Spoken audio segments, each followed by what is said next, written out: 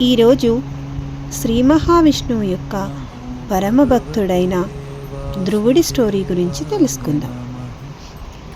ఒకప్పుడు ఉత్తానపాదుడు అనే రాజు ఉండేవాడు. అతనికి 2 భార్యలు, సునీతి మరియు సురుచి. సునీతికి పుట్టిన కుమారుడు ధ్రువుడు, సురుచికి పుట్టిన కుమారుడు ఉత్తముడు.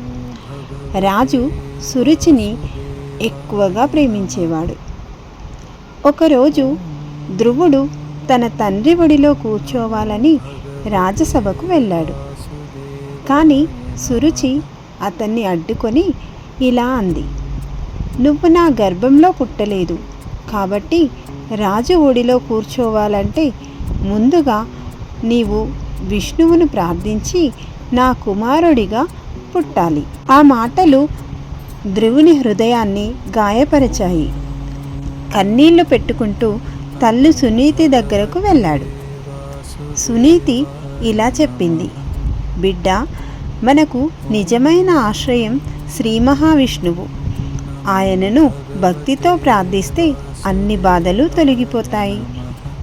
తల్లి మాటలు ధ్రువునికి ధైర్యం ఇచ్చాయి.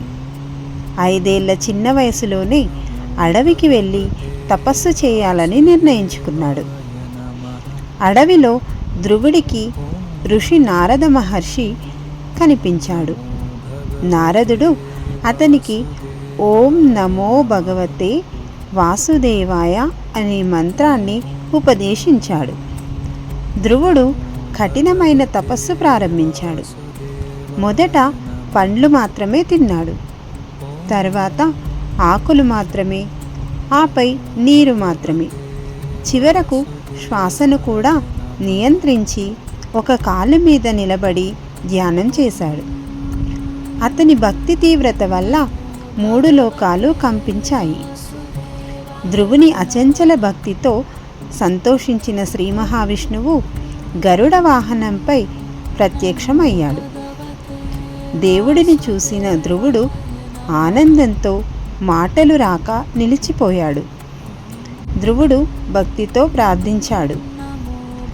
విష్ణువు ఇలా వరమిచ్చాడు: "నువ్వు భూమిపై దీర్ఘకాలం రాజ్యం చేయాలి. అనంతరం నక్షత్రాల మధ్య శాశ్వత స్థానం పొందాలి." ఆ తర్వాత ధ్రువుడు ధృవతారగా ఆకాశంలో స్థిరంగా నిలిచాడు. అందుకే ఉత్తర దిశలో ఎప్పటికీ కదలని నక్షత్రాన్ని ధృవతార అంటారు.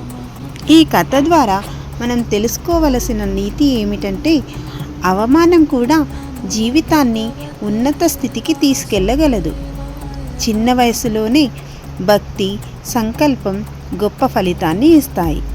నిజమైన శరణాగతి దేవుని కరుణను పొందిస్తుంది. ఓం నమో భగవతే వాసుదేవాయ నమః.